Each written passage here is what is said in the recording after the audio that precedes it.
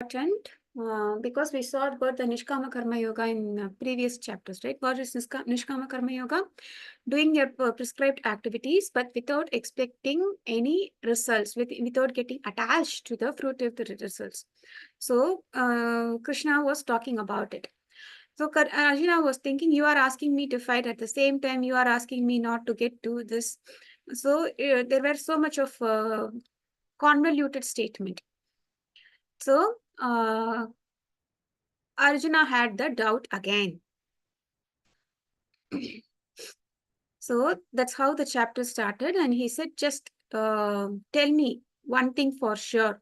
What is needs to be done, whether to fight or not to fight. And though we saw the Krishna responded in chapter 3 for the same question. That's how the chapter 3 also started. Though Krishna responded to the same question in chapter 3, now Krishna is going to go little detail in it. And we also saw about how this is how the chapter flows. Chapter 2 was work through Buddhi Yoga, and Arjuna became confused. Jnana, or that's how chapter 3 started. And he heard about the karma through Jnana. And for chapter 4, we saw about the transcendental knowledge. And at the end of chapter 4, Krishna said, stand and fight. You are talking about Arjuna said, you are talking about stand and fight. At that same time, you also spoke about Buddhi Yoga. So I'm little confused, Krishna. What should I do? And that's how we start. What are we going to see in this chapter? Just a bird's eye view. So we saw that it's very important where we put our thoughts to, because thoughts is ultimately going us to leads to destiny. Like thoughts will lead us to an action. Action leads to habits. Habits leads to character, and character leads to destiny. So it's very important that where we put the thoughts to.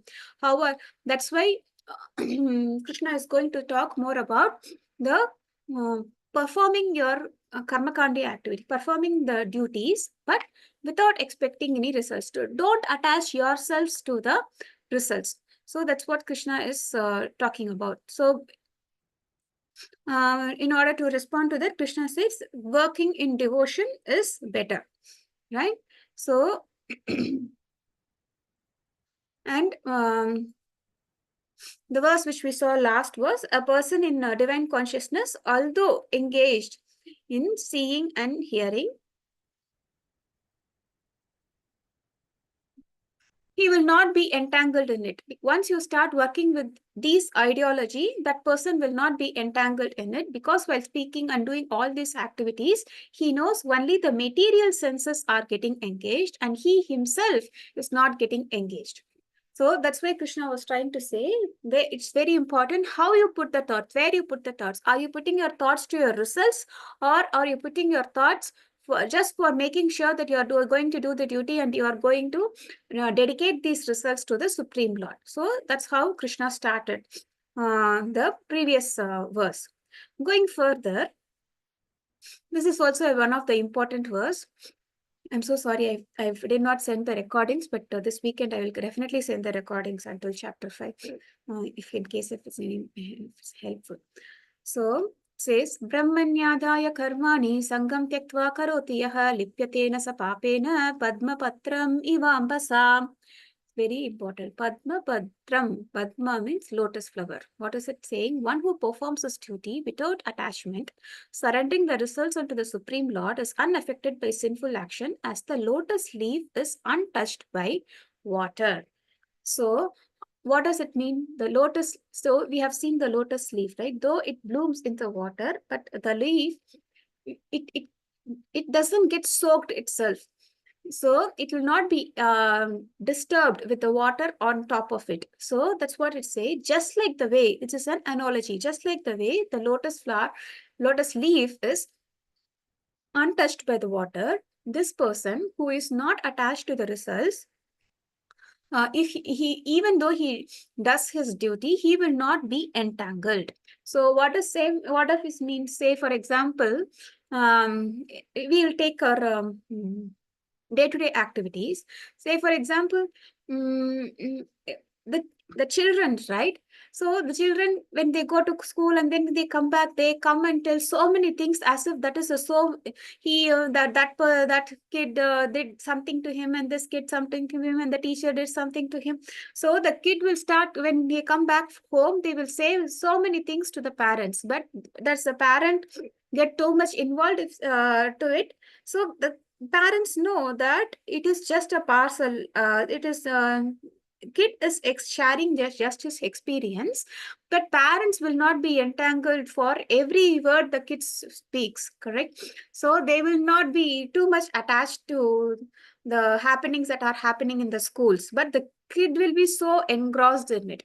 So because we know the higher reality, we know the parents know that this is just a passing age, that's how the kids behave, but we focus on, the parents focus on much higher things.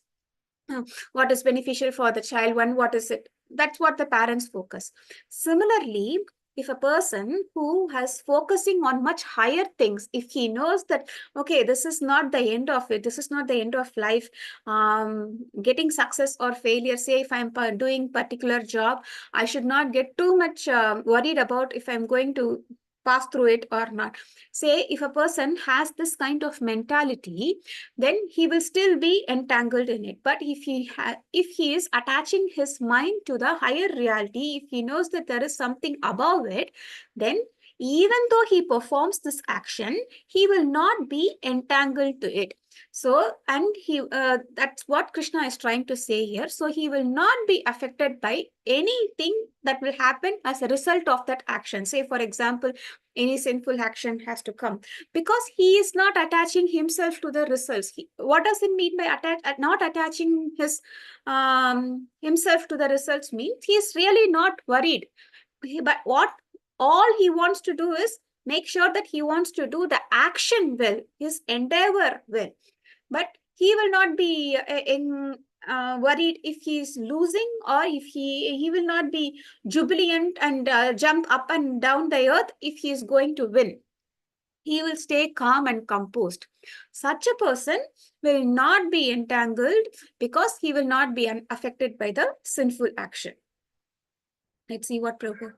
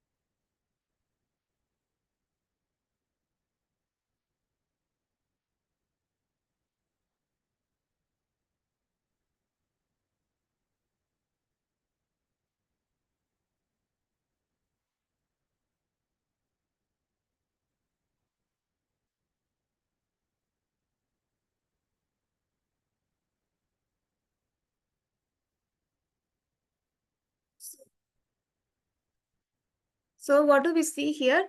So even though so many things are, people are doing so many things, Srila Prabhupada is still only focusing on his bhajan, on his kirtan. He is not getting himself deviated from it. So person, he will not be entangled in any of these things. So the yogis, abandoning attachment, act with body, mind, and intelligence, and even with the senses, only for the purpose of purification. So why do they do? Why do they still do this activity? Just for purification. Because we have seen in chapter 3, nahi kashchit shanamapi, and we can't remain inactive. The embodied soul cannot be inactive. At the same time, without doing work, we can't even maintain this body. Krishna says in third chapter. So just for that, he will still do the activity, but he will not be entangled. Yukta karma phalam tyaktva shantamapnoti naishtikim ayukta kamakarena phale sakto nibadhyate. Here, the steadily devoted soul attains unadulterated peace because he offers the result of all activities to me, to Krishna. Whereas a person who is not in union with the divine, who is greedy for the fruit of his labor, becomes entangled. So we are seeing this concept again and again. Whoever is not affected, who dedicates all the results to the Supreme Lord, he will be not affected by any of the fruitive activities, a result of the fruitive activities, because any fruitive activities which we do, it will have either pious deeds or the impious. Pious will lead us to the Swargaloka and impious will lead us to the down degraded path. And both the things, as say for example, even the Swargaloka, even if we go to Swargaloka, it is like the visa, like we discussed other day. We can stay as long as our credits are there and we have to come back to the material world. Similarly, even if we go degrade, say for example, we are going to the any of the downward planetary system, we will be there as long as we have to suffer. There is a duration. Okay, for this, that soul has to suffer for so many yojanas. Okay, so until that time, it will be there and it still has to come back to the material world and earn good deeds. So that's why they are saying, stop doing that. Rather, dedicate all the results to the Supreme Lord. And whoever is not doing, then he becomes entangled. Entangled, we saw, it's going to be pious or impious. So what does this picture signify? He says, say for example, in this life, if I'm so focused only on eating, just like that, if I start eating anything and everything, right? There has been a verdict in Shastras that the next life I will be is form of a pig, because only the pig does it. It doesn't care what it eats. It eats even the filthiest thing also. So, and that's how it is. So just make sure what you are doing. So nigras fall down due to fruitative activities. So there is a so the reason why we want to this story is added is Kring Niga. There was a Kring.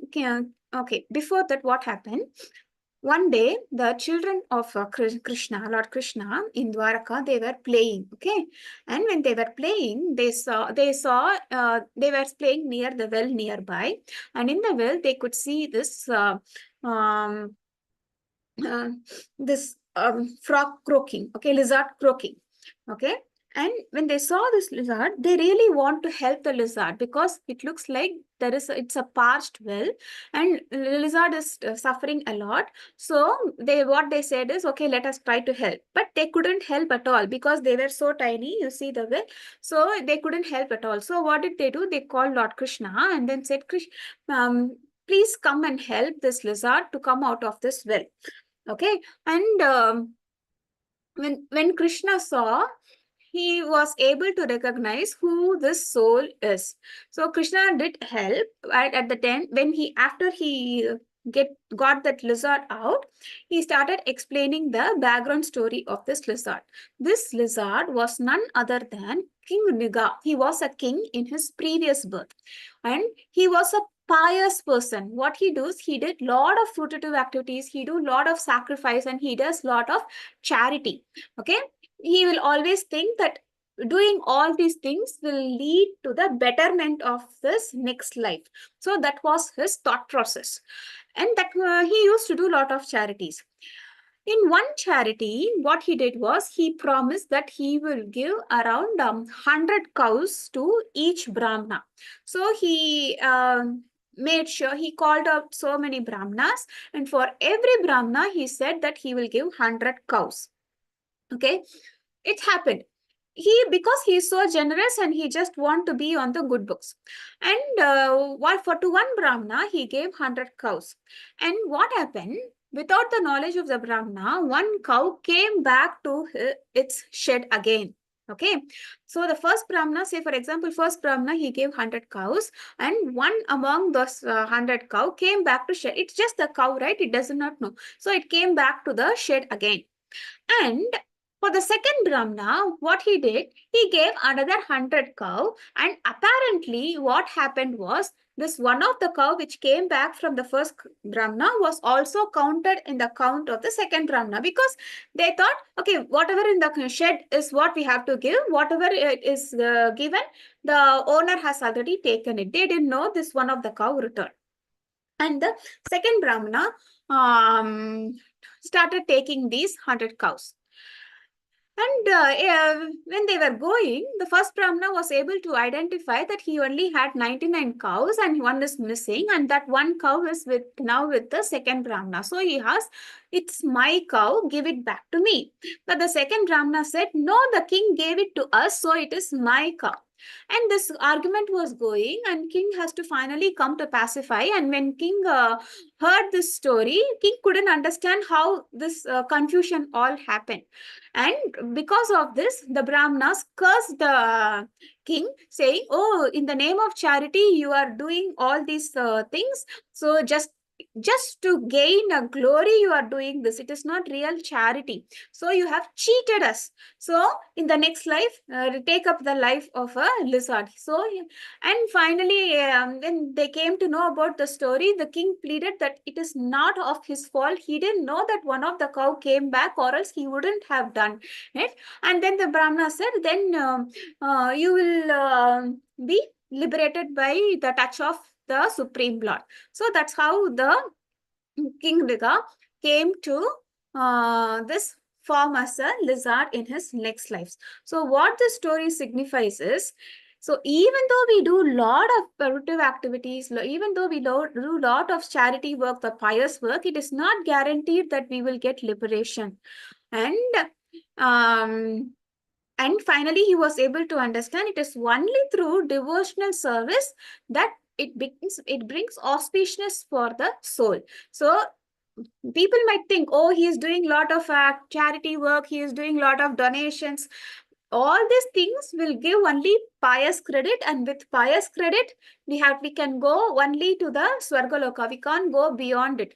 One day, if we have time, we can go look into the 7 planetary system and also see Goloka chart. Let's see if we can do it when we are doing chapter 8. It will be very interesting. If anybody is interested, we can go over it. So this is what the story signifies. Just keep doing the fruitive activities. So that's why they say, give the result of your activities to the Supreme Lord. So you will not be entangled. If the King Nriga has dedicated the results to the Lord, he will not be entangled for the mistake which the cow did. What will the king do? The cow came back. How will the king know? But still, he was accountable because he was looking only from the pious and impious view. So that's why they say devotional service is the only auspicious activity for the soul. And that's what they say in our parampara, when they take up to the initiation process, right?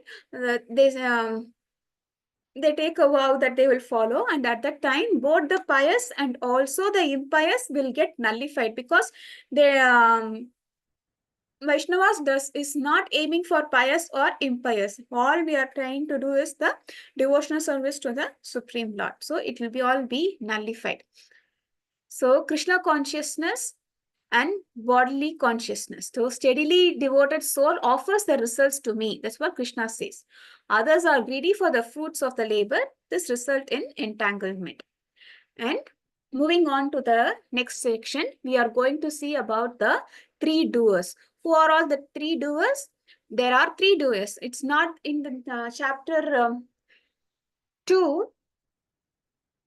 We saw a sloka, right? Prakrite kriyamanani gune karmani sarvasha ahankara vimodhatma kattaham viti mavyate. So this embodied soul thinks that he is the real doer, but actually it is the mode of the material nature who does it. Prakrite kriyamanani. Prakriti is the one who is doing, but these conditioned soul thinks that it is he who is doing this activity. So why did Krishna say that? Is a summary chapter, right? Chapter 2. Now Krishna is going to elaborate on that sloka. Now he is going to say that there are 3 doers. It's not just one. It's not just living entity. Living entity, the modes of material nature, and the super soul. So let's see more about it. These are the 3: Jiva, material nature and the Supreme Lord. All these together are the doers. There is no one person doer. And what does the Jiva do? Jiva can, one maximum it can do is maximum it can wish. Say, if I want to lift my hand here, I can just wish.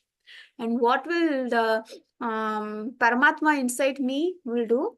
Paramatma will see whether I have enough credits to lift my hand. Okay, in the sense that can be any time it could happen to me, right? Say for example, sometimes without even our knowledge, we won't be able to sometimes it has happened we won't be able to do an activity even though we wish to do that activity. It can be any physical thing or some material things. We would really like to do it, but for some reasons that would be stopping, because Paramatma inside us, he will has the all the chart of our credits and debits. Okay, based on that, Paramatma will decide whether do I have sufficient credit to lift this hand. If I have, then Paramatma will grant. Okay, tatastu. Okay, that's what they say even in older method. Be careful on what you wish, because Paramatma will, there is a Devi Devatas around, they will just say tatastu, tatastu. So that's why in olden days they say, whatever you are trying to say, even if you are trying to convey something not so pleasing, trying to convey in a better way. Don't just abruptly say it. But now with the modern age, it's all changed. Open words, open thoughts. So many things have changed. But that's how our traditions are. So Paramatma will grant. If Paramatma grants, then the material nature, the Prakriti, will do the next action of making it work. If the Paramatma grants, then the Prakriti will help to assist in this activity. Then I will be able to lift my hand, because everything is made up of material nature. In chapter 13, we will read like earth, water, fire, air. There are 26 elements that compromises the material nature. And if we put together, that is the Sankhya philosophy, the analytical study. That's what the Jnana Yoga is all about. What they do an analytical study, and they understand, okay, it is not just me. Everything is being carried out by some other third party. So why should the embodied soul get entangled? And they start speculating on it. Okay, so this is what it's about. So Prakriti will make it happen. And finally, I will be able to lift my hand. So that's why they say, don't think that it is you are the doer. Sometimes we do some activity, think, and we will expect some praise and applause from others, right? So at that time, we should be aware that it is not just me who is doing this activity, because there are two other doers who is helping me to assist. All I can do is wish. I wish I can do it. I wish I can do. That's what. And that's why they say, whatever wish you do, let it be a positive one. So that this is where our free will stands. So it's very important. I can do anything. I can wish anything. But let it be on the positive front. When you are wishing, let it be on the positive. Let it all direct towards the Supreme Lord. So that's what we are going to see. What is the doer one?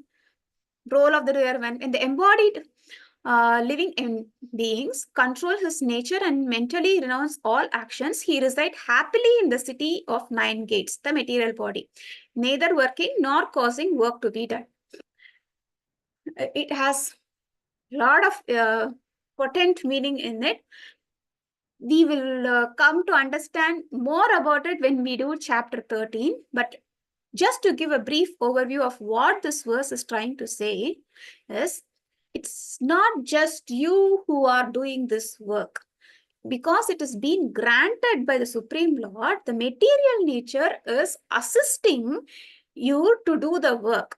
So, because everything is made up of material nature, this we have seen Panch we say, right? This Pancha Mahabhuta, right? Our body is made up of Pancha Mahabhuta, right? That earth, water, fire, air, ether. So, but ultimately this earth, water, fire, air, ether belongs to the material nature. So if I'm able to do something, then it is because the material nature is allowing me to do this job. So that's why the embodied soul, if he has this knowledge, say for example, if I have this knowledge, okay, it is not me who is doing it, but it's only the material nature who is doing it. Even though I'm situated in city of 9 gates, what are the 9 gates? Do anybody know what does this 9 gates? Navadware pure dehi. Naiva kurvan na karayan. Anybody know what this Navadware means? There are nine holes in our body. Does anybody know about it?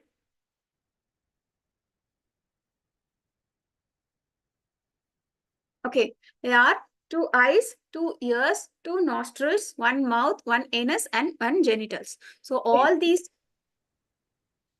together are called as 9 gates, because when the soul leaves the body, right, it can exit out in any of these holes. So that's why they say it is very important. There has been a many descriptions in the Shastras, as it says how the soul, they will ask, how did the soul leave? It was, did the soul leave when the person was opening his mouth, or there would always be some indication, and depends on from where the soul lives, they will be able to predict what is the next, they will be able to predict what is the next destination of the soul. Okay, so just give me a second.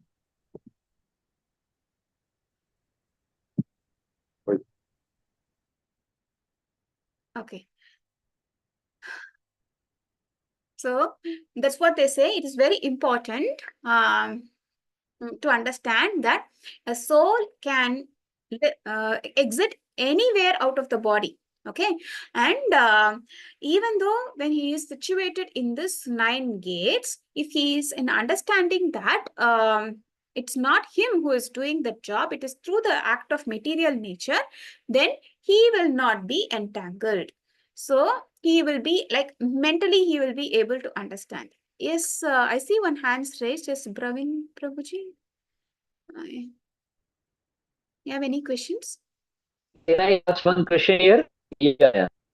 So Yeah. you mentioned one point, Mataji, that we can, based on the exit of the soul, suppose if the soul exits from the eyes, you mentioned one point that you can predict that what will be like the next birth of a person.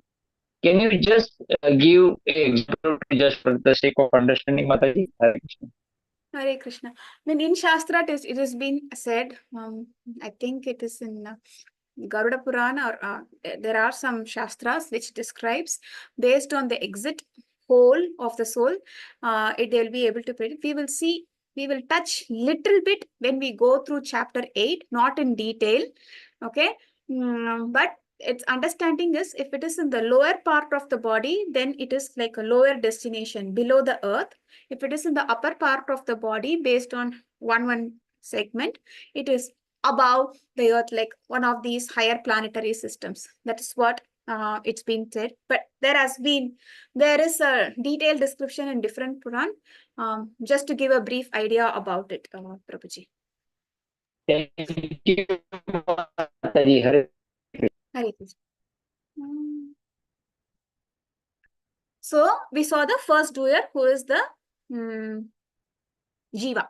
And second doer is the material nature. What does it do? The embodied spirit, master city of his body, does not create activities, nor does he induce people to act, nor does he create the fruits of action.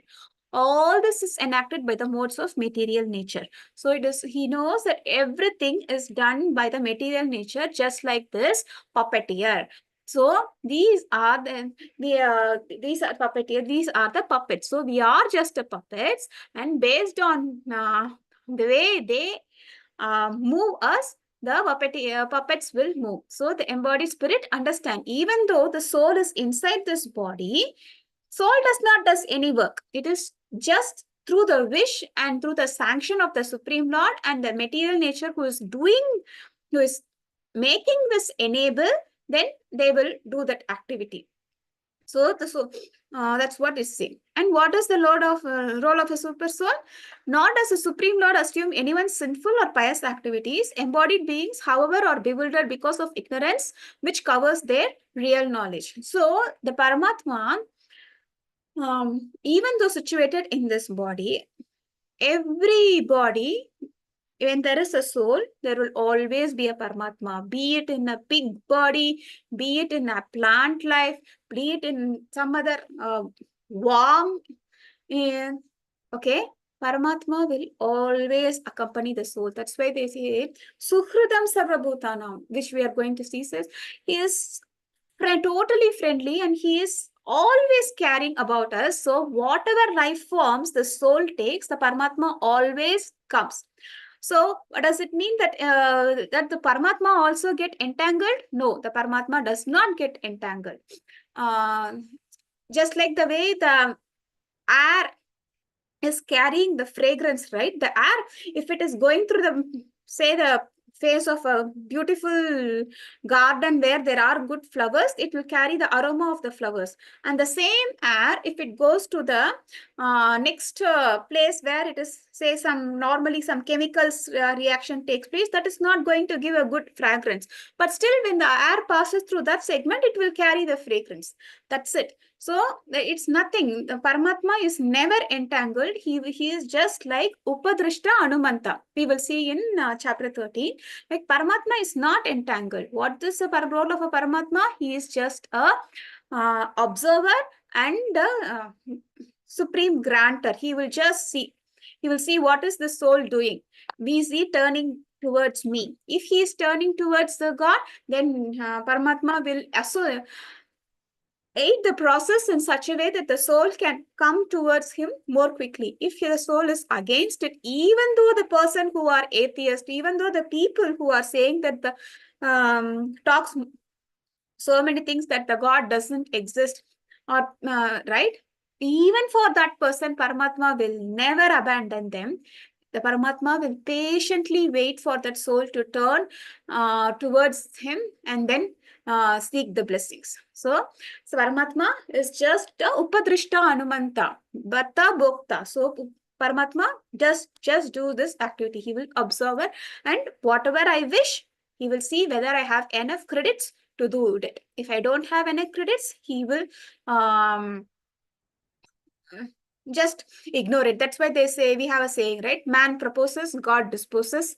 So it's all further. Nothing on his hand. There are so many activities which we want to do, but we could never do everything. So understanding that three doers, how they work, what is the benefit of it? It brings enlightenment. So we know when we have these understandings, it brings enlightenment. Enlightenment in the what? I am not the doer. So I don't have to worry about it. And I don't have to feel proud about accomplishing something. If I say, for example, if I'm able to accomplish something, if somebody is praising, I should not take the credit. That's why we have seen many devotees, they say, oh, it's all the will of the Lord. If the Krishna wishes, if you ask them, what do you want to do? I would like to do this if Krishna wishes. That's why they always add towards the end, if Krishna wishes, I would like to do this. If Krishna wishes, and then I do that, because they are not trying to take that into their account.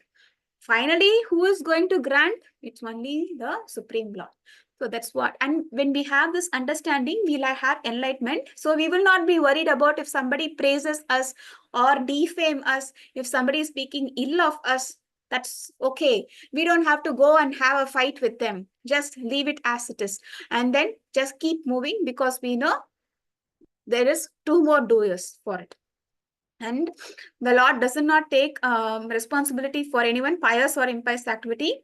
And let's just we say the soul desires, the Lord doesn't interfere. The Lord sanctions these desires as the living entity deserves.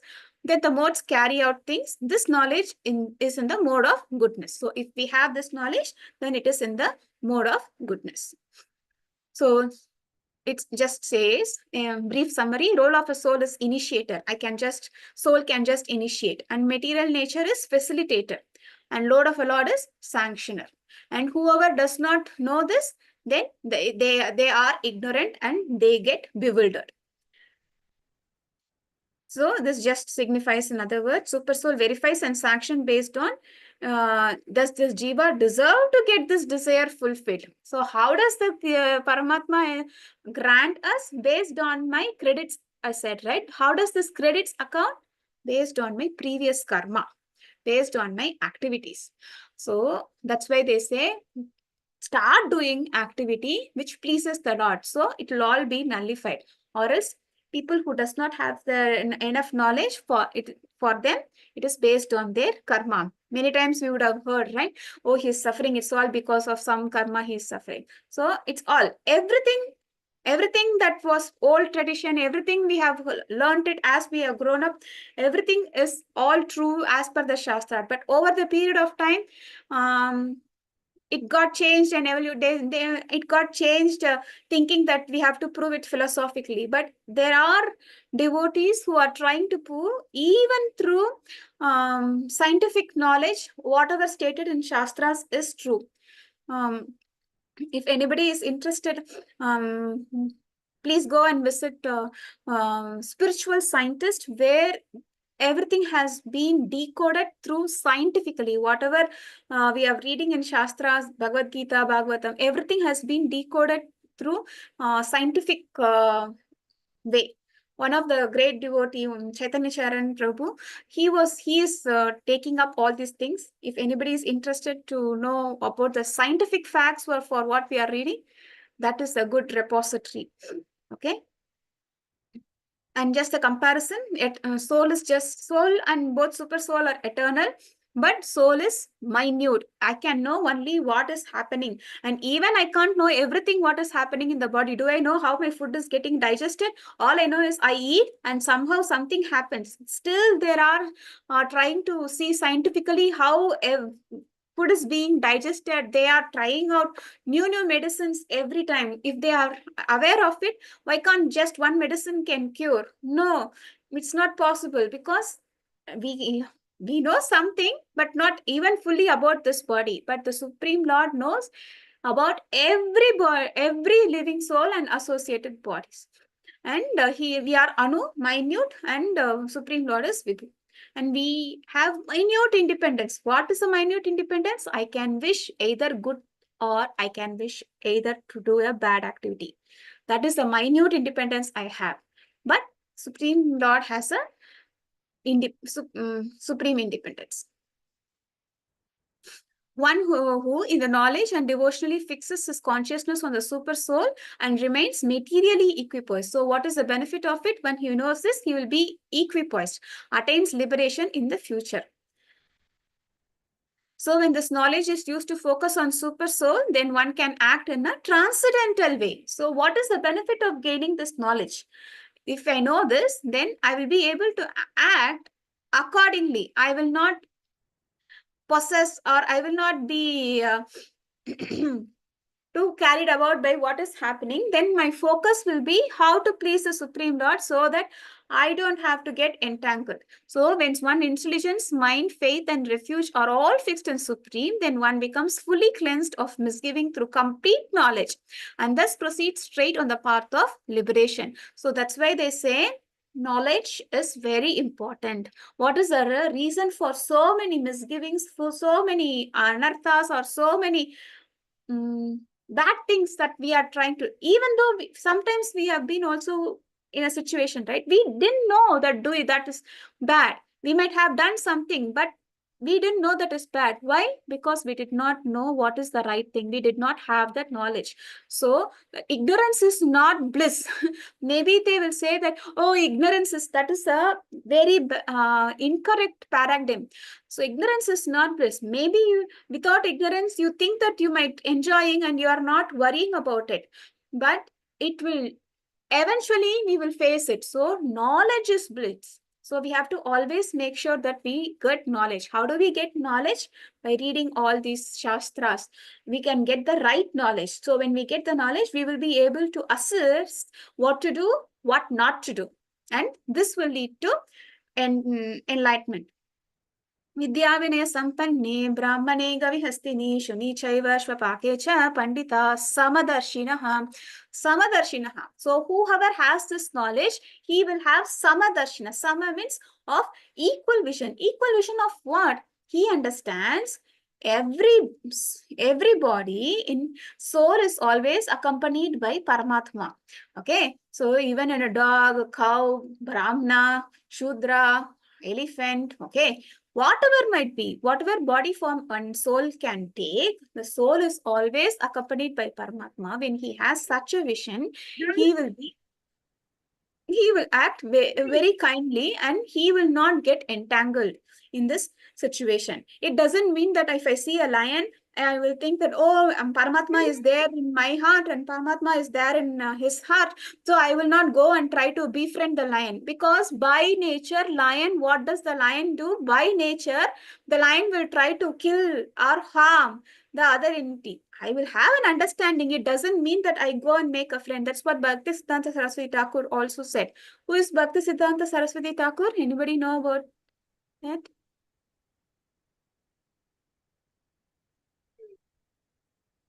Anybody? Hare Krishna Mataji.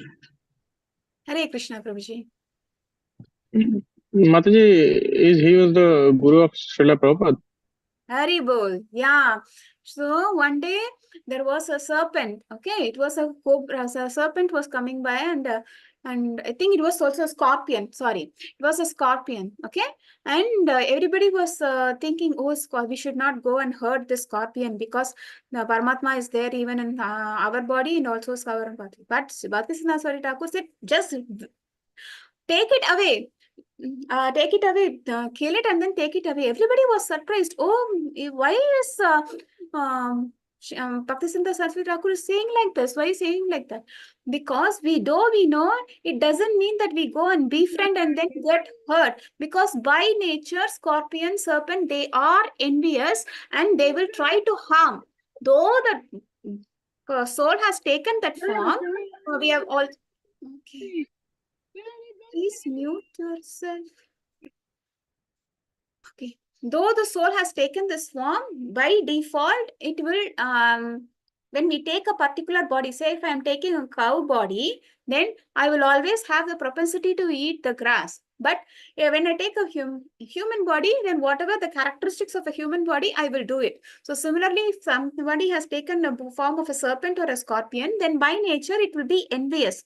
So we can't go and befriend. We will have Samadarshina. That person will have Samadarshina. It's Paramatma is there. But when somebody is trying to come and harm us, we have to protect us, because the Lord has given us this body. Though we are not body, though we say we are a soul, we are not this body. We are in this body. So when we are in this body, we have to make sure we are able to assist the Lord, and we are doing service to please the Lord. We can't just voluntarily take it away, or else then we have to come back again to repent and go through the remaining part of our whatever the span is. We have to go through it again. So we can't take the decision when we want. That's why they say never commit suicide, because that for that particular soul, the body is he is supposed to live in that body for specified years. Okay, but if voluntarily, if he is taking it away, then that soul will not have a body. Then it has to roam around without the body for the rest of the time period. So whatever it is, that's what acharyas, everybody, they are totally against it. Whatever the problem is, try to sort it out and try to get it done. And whoever is taking up this devotional service, they will never be like that, because they know the reality. It is not something within this they can understand. So that's why they say it's very important we get this knowledge, because these knowledge will help us to lead a life in this world practically. It is not something outdated. So though this Bhagavad Gita was spoken thousands of years away, and it does not mean that it is outdated. Everything is so practical and we will be able to implement in our life, because our acharyas have decoded it so that we will be able to understand and implement it. Okay. So what does it mean by situated in Brahman? When one fixes his consciousness on the super soul, his intelligence, mind, faith, and refuge are focused. He is free from doubts because he has the knowledge of three doers. He sees the super soul is sanctioning but impartial. sees with equal vision because he has knowledge that he is not this body and knowledge of super soul. So that's how he thinks. So what is a symptom of a self-realized person? Those whose minds are established in sameness and equanimity have already conquered the conditions of birth and death. They are flawless like Brahman, and thus they are already situated in Brahman. A person who neither rejoices upon achieving something pleasant or laments upon obtaining something unpleasant, who is self-intelligent, bewildered, unbewildered, and who knows the signs of God is to be understood as a steady situated in transcendence. So what is the benefit of gaining all this knowledge?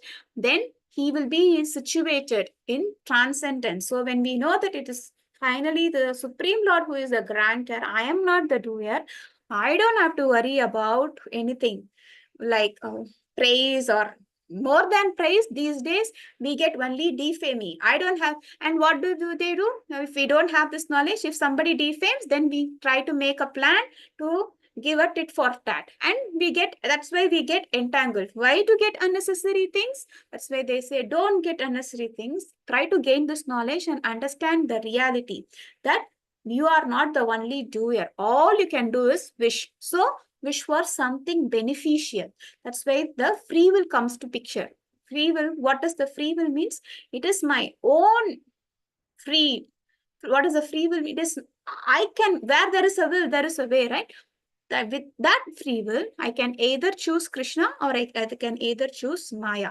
So it's all two sides of a same coin. So whom we choose, that's how the destiny is going to be. And what is it going to happen for such a person who is situated in trance? Such a liberated person is not attracted to material sense pleasure but is always in trance, enjoying the pleasure within. In this way, the self-realized person enjoys unlimited happiness, for he concentrates on the Supreme. So anybody knows what is happening over here? Who is this person? Mataji, Hare Krishna. Hare Krishna. I, I am forgetting the name, but I know what actually it is signifying. Your Prabhuji. Actually, yeah, he is chanting daily continuously Hare Krishna Mahamantra. Prabhuji is continuously chanting, and he was actually tried to be bewildered by one local very rich person, and so he sends one lady actually, and the lady's duty was to get him distracted from his activity. So every day the lady goes to him, and Prabhuji says that you stay there, you be here, let me complete my chanting, and then I will fulfill your desire. So I will after that we can discuss on this. So then he continuously starts chanting, and he was chanting almost like 32 rounds, if I'm not wrong. And by the time it was getting too late, and so she would go back. So this happens for continuously 3 days. And after that, that lady actually realizes, and she actually changed herself, and she became the devotee of the Prabhuji, and she also started chanting. Yeah, that's Hare it, Mataji. Hare Krishna. Hare Krishna. Thank you so much, Prabhuji. So true. And the Prabhuji is none other than Haridas Thakur. So he is none other than the incarnation in, there is a Gaur Ganosh Deepika where it says,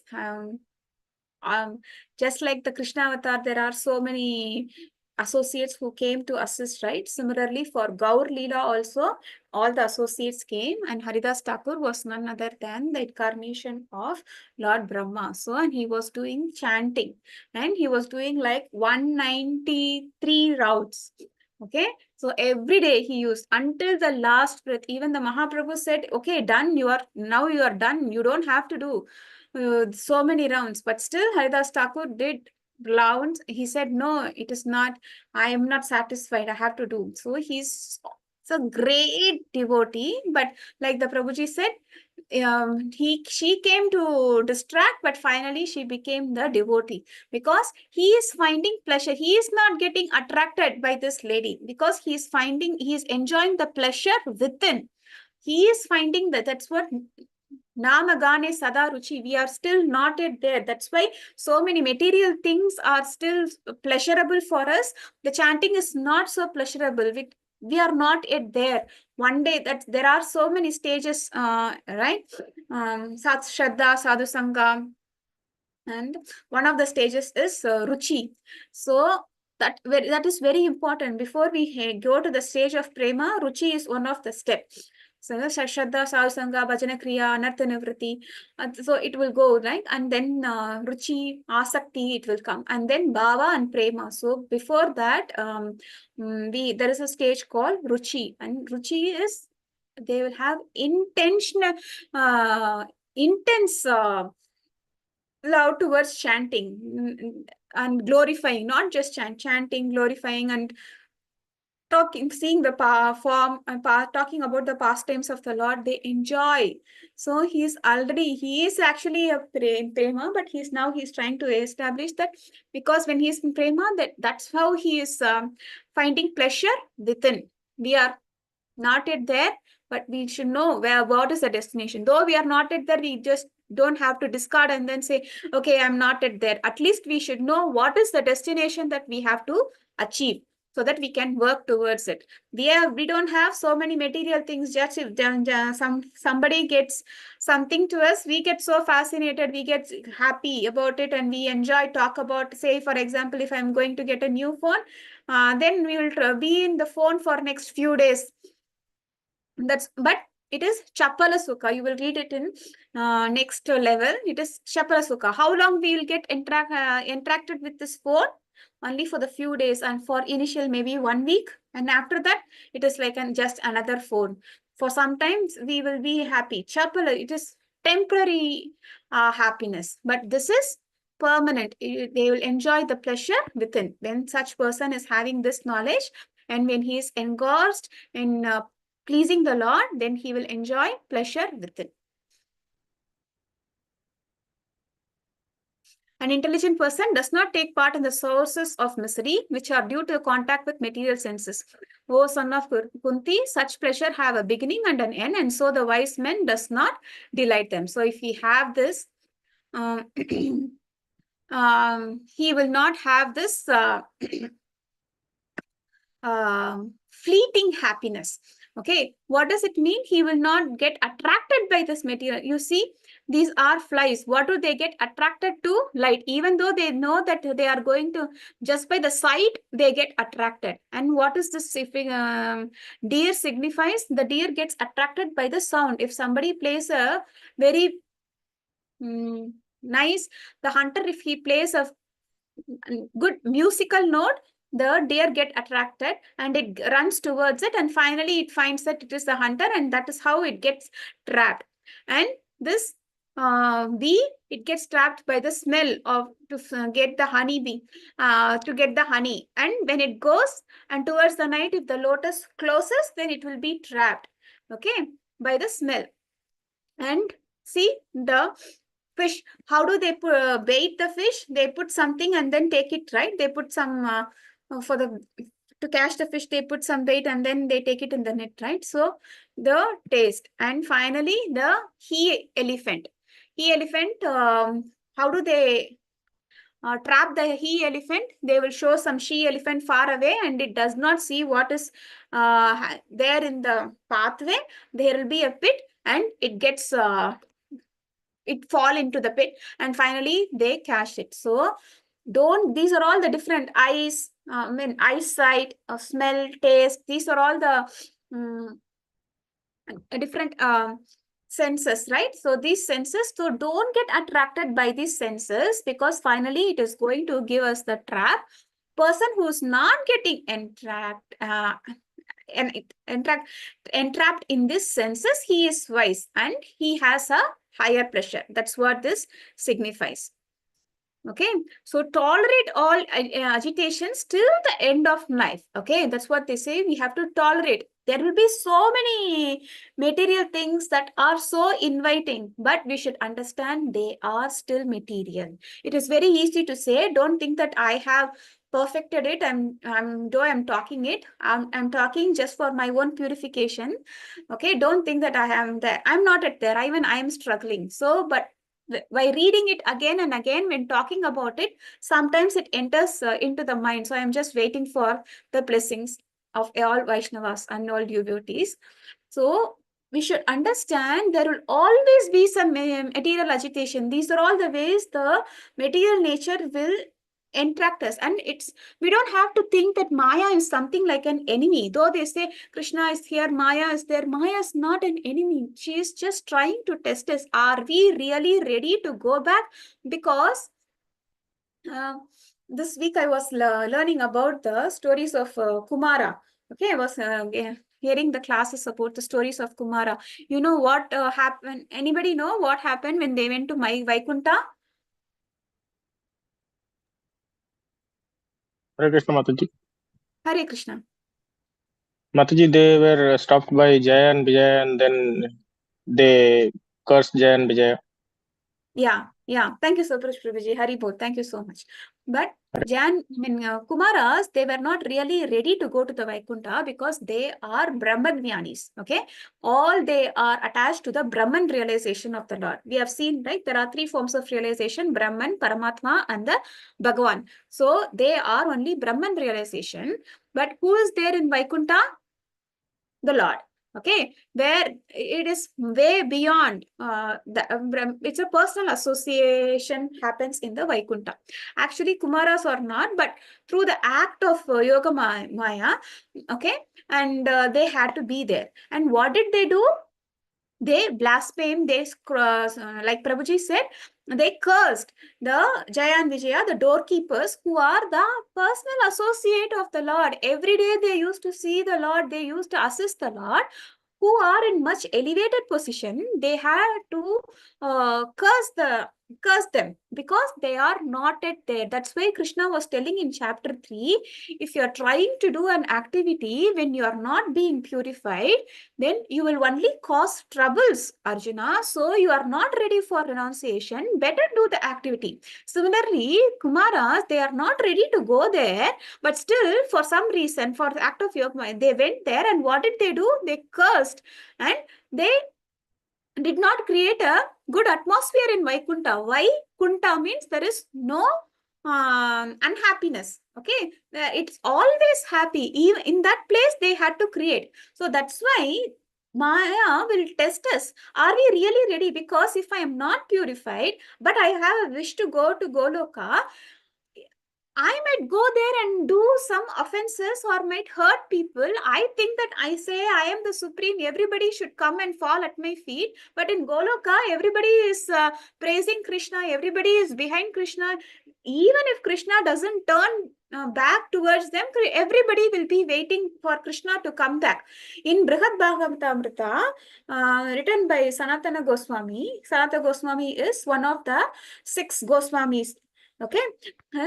It was beautifully described. It was stated there what is the day-to-day activities of Krishna, and there are many books where the acharyas have described what does Krishna do in a day. There is called another Goswami named Jiva Goswami. If you know, one day we will read about Krishna willing. One day we can all go through. There's called like Gopal Champu, and then so many wonderful activities of Krishna has been described. If we read about it, we will feel as if we have to be there. Okay, and if we go there, if I start doing such offenses, because I am not purified, I will think everybody should come and fall at my feet. Everybody should ask me, did I eat? Did I sleep? Did I do? If I come and ask, it is like everybody is behind Krishna and I will be the only person, odd man's against it. So that's why Maya keeps us these tests. Are you ready? Are you ready? Are you renounced? Is your real wish to go and assist Krishna, or is your real wish to go assist yourself? You want everybody to praise us. That's why Maya is showing all these enchanting things around. So that's why through this knowledge we should understand these are all temporary. Though today it might look that new phone or new dress or whatever it is, it might look so enchanting. Over a period of time it fades away. These are all temporary. There is higher reality and we have to focus on the higher reality. That's why we are learning all these knowledge.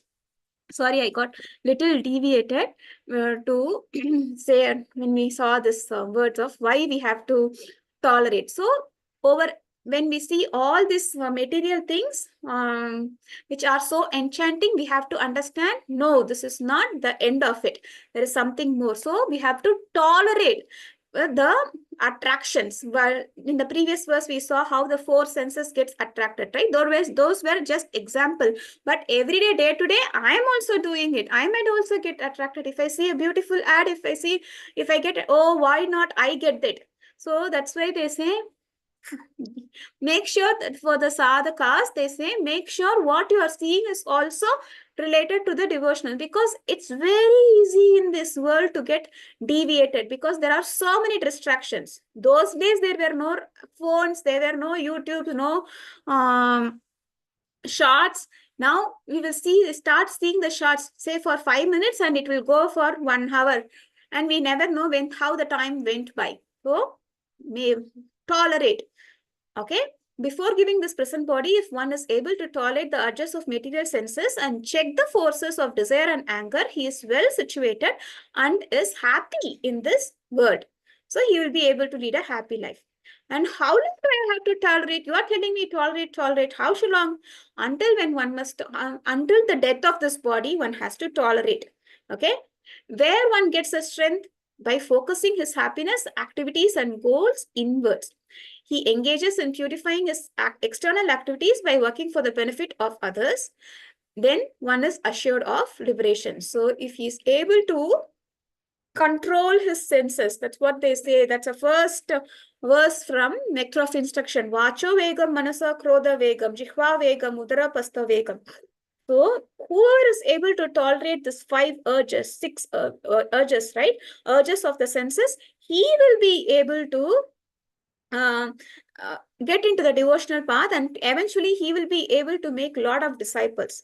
Though we are not aiming to make a lot of disciples, but we should know what is the right way to be a sadhaka. That's what it's explained. So it's very important we tolerate all these urges. Until when?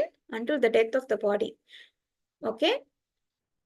One whose happiness is within, who is active within, who rejoices within and is illuminated within, is actually the perfect mystic. He is liberated in the Supreme, and ultimately he attains the Supreme. When a person is actually in knowledge that Krishna is the fountainhead of everything, then when he acts in that spirit, he acts for everyone. The sufferings of humanity are due to forgetfulness of Krishna as a supreme enjoyer, the supreme proprietor, and supreme friend. So why do we suffer? We think that I am the enjoyer. But no, there is someone else who is the enjoyer. That's a supreme Lord. I am just we should understand, dasa, dasanudas. That's what the parampara is. You have to know that we are dasa, dasanudas. I'm a servant of the servant of the servant. So when we have this mentality, the way we have been brought up, right? We have been always brought up is like, conquer the world, be the leader, right? But if that's all in material perspective. So those who are free from anger and all material desires, who are self-realized, self-disciplined, and constantly endeavoring for perfection, are assured of liberation in the supreme, in very near future. So whoever has this knowledge, then he is assured of the better next destination. So, and Krishna is going to say, practice of Ashtanga Yoga. This is the link verse for the next chapter, which we are going to see elaborately. So you are going to see, now we have seen how through the actions, by renouncing the results, you will be able to attain liberation. And now Krishna is next going chapter, he is going to say how to the practice of Ashtanga Yoga also one can get into liberation. What does he do? Shutting out the all external sense object, keeping the eyes vision concentrated between the two eyebrows, suspending the inward and outward breath within the nostrils, and thus controlling the mind, senses, and intelligence. The transcendentalist aiming at liberation becomes free from desire, fear, anger.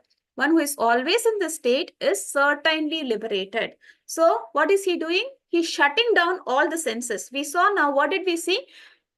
Try to control the senses and don't get the senses go way out. We saw all these things, right? This is another way of controlling. Okay, only if I keep it open, then I will see, right? Let me all shut it down. I don't want to engage. And they sit in a forest. There is a process to do this. And we will see it in next chapter elaborately. So this is also one of the way of getting liberation. Okay, that's what it's going to sell in next chapter. So a person in full Krishna consciousness of Krishna attains liberation from the pangs of material miseries. This is the key verse of this chapter.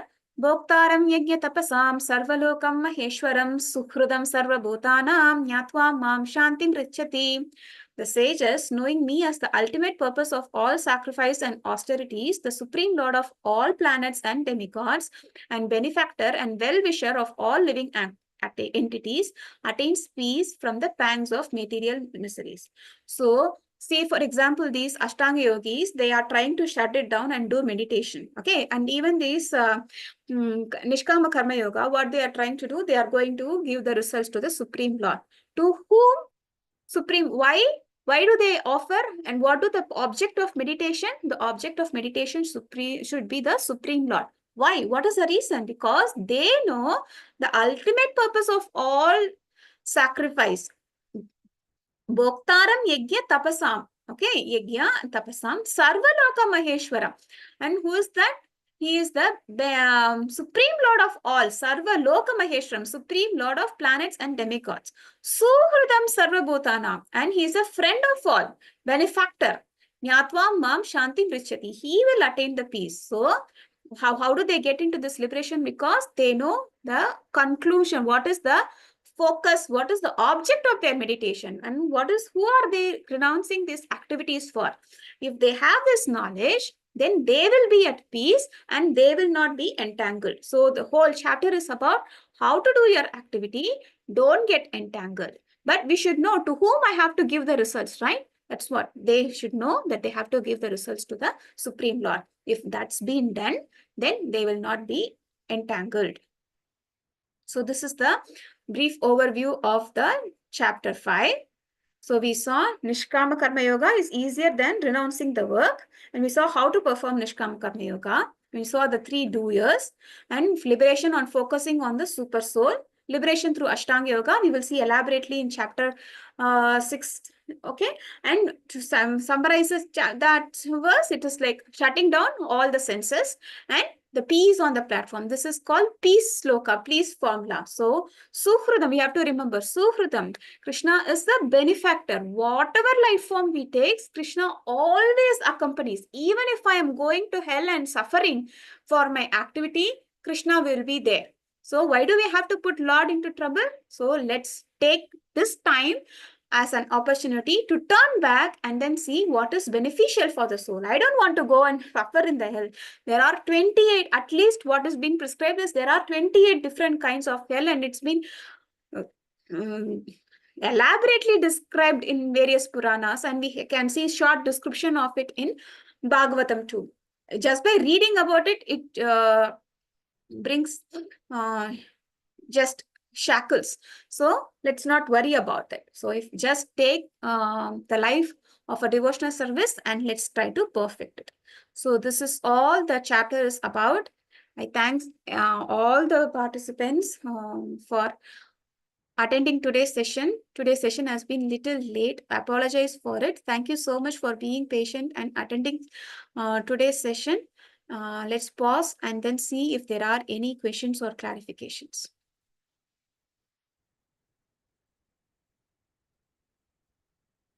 Okay, I think I forgot to share the attendance. Let me get. Until then, are there any?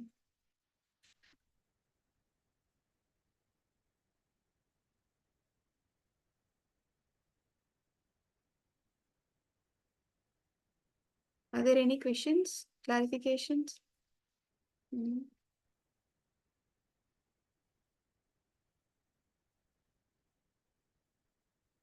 Nothing. Okay, I'll share the attendance link. Sorry. Mataji, Hare Krishna.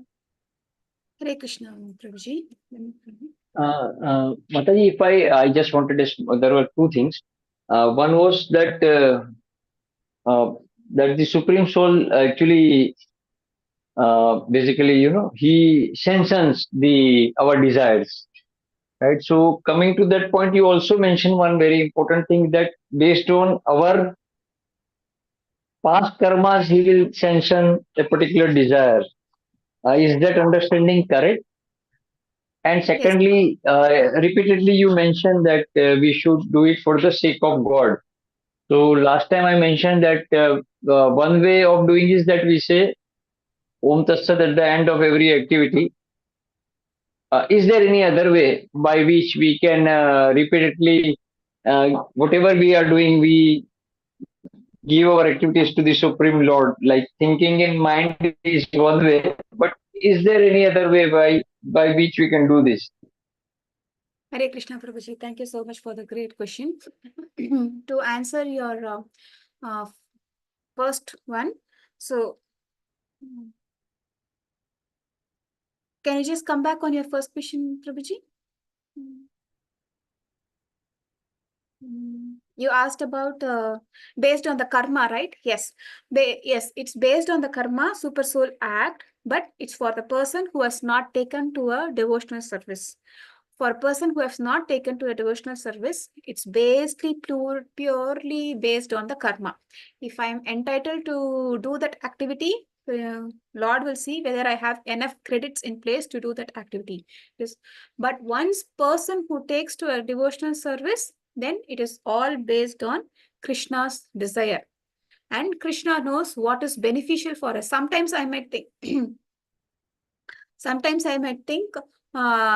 that this is so beneficial for me. I might ask Krishna. Krishna can not grant at all, because I am looking only from the short-term perspective. I'm thinking, okay, if I get this, say for example, in my workplace, say if I'm thinking and I'm getting a promotion, okay, and even it happened for, I'm not trying to compare with Srila Prabhupada, I'm nowhere near to it, but just trying, say, for example, if I'm getting a promotion, I think that with my promotion, I will work for, I will earn, and then I will give the money to the temple things, and I might think. But Krishna knows much beyond it. I might, if I have to get a promotion, then I might have to work, which means I work for longer hours, which means less family time, less devotional time. I will not even have time to do this. So Krishna might even take away my job. Okay. So in that case, I should not go and fight with Krishna. Krishna, why did you do that? Because Krishna sees much higher things than what I see. So once a person takes to a devotional service, it's purely based on Krishna's will. Whoever has not taken, the granting is purely based on karma. If I have enough credits, I will be able to do it. And even then, I don't know, one time in one class, we were discussing about this karma being analogy. Sorry. To the sacks and sacks of karma which we have it, right? Even in that, he will, for my lifetime, Krishna will open only one sack, and even within one sack, he will take only a handful of karma, and then only he will give it to me. Rest remaining karma is still waiting.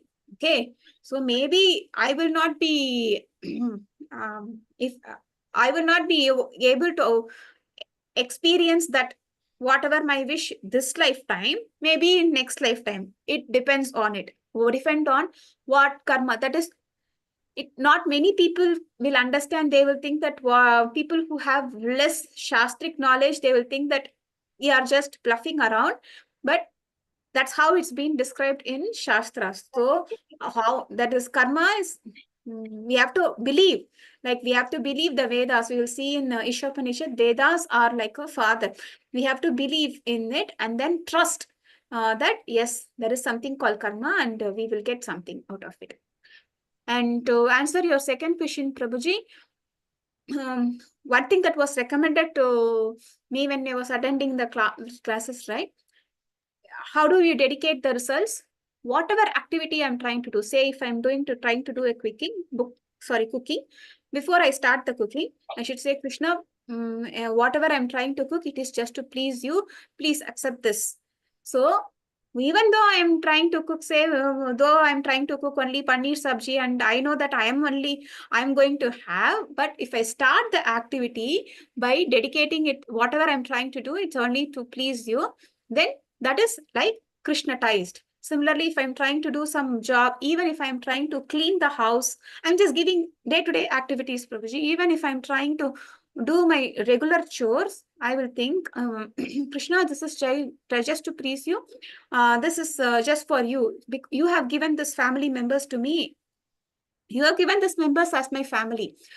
Sometimes we might also feel, we will think that it is too much on us to taking care of so many things. But even if one people go away, they have to stay somewhere overseas, we will definitely be thinking about it. We can't get away from it. We have, at least I am not still there, right? Though I'm still connected to the family. But before doing any activity, I was recommendation is just pray to the Supreme Lord. Just whatever I'm trying to do, it is just to please you. Please make sure that it is an activity that you have bestowed upon me. If I'm doing a role of a mother, just to make sure that I am assisting this child of yours and to please you. That's how it was recommended, Prabhuji. Did I answer your question, Prabhuji? Something is going on. Hare Krishna.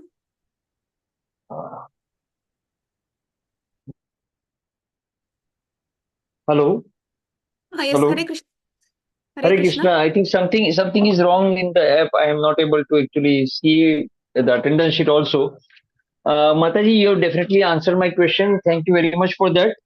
And you mentioned one more thing, Mataji, about Lord Krishna's day-to-day activities. So, in order to read this, is the Krishna book the right book, or any other book we would recommend that we should read it?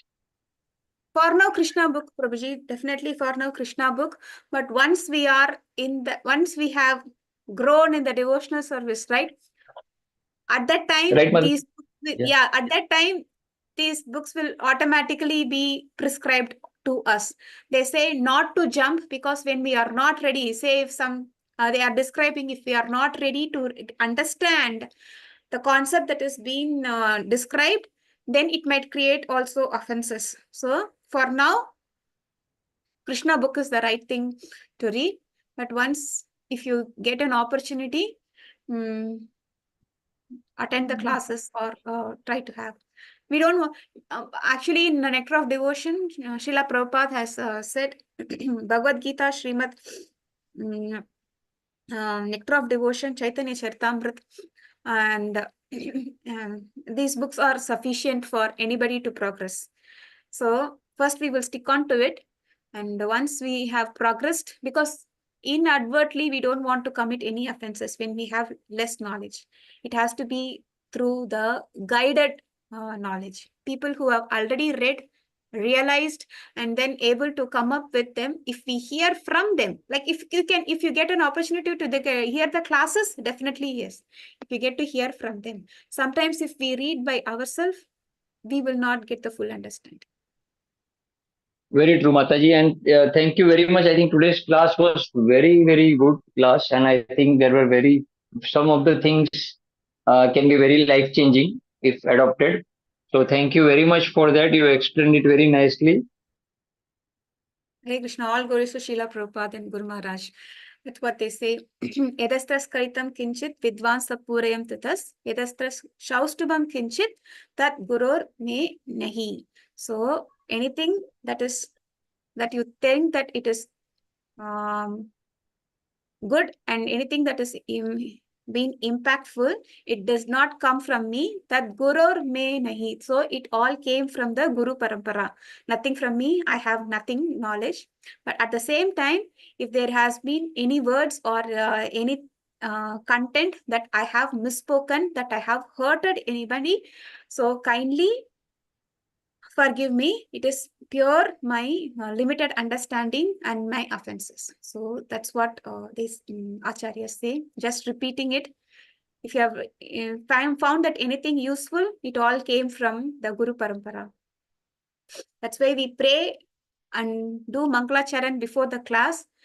Sometimes, how much ever we prepare for the class, when we are in the class, at that time only something gets opened up. We even prepare. There has been some classes I have prepared and then I wanted to convey so many things, but when I start the class, I completely go blank and then talk about something totally different which I have not prepared. So anything that has been useful, it all came from Guru Parampara, and all glories to Srila Prabhupada and Guru Maharaj. If there are no more questions and clarifications, maybe we can end the call and we can all regroup again tomorrow. Thank you so much, devotees, for patiently standing by. Today the class was late and started late and ending late. I apologize everybody for that. Tomorrow I will try to be on time. Have something had to attend prior to the class. Apologize for it. Thank you so much. Thanking all dear devotees. Vancha kalpatarupyasya kripa sindhubhya eva cha patitanam pavanebhyo vaishnavebhyo namo namaha. Ananta Koti Vaishnav Vrinda ki jai. Srila Prabhupada ki jai. Grantaraj Srimad Bhagavad Gita ki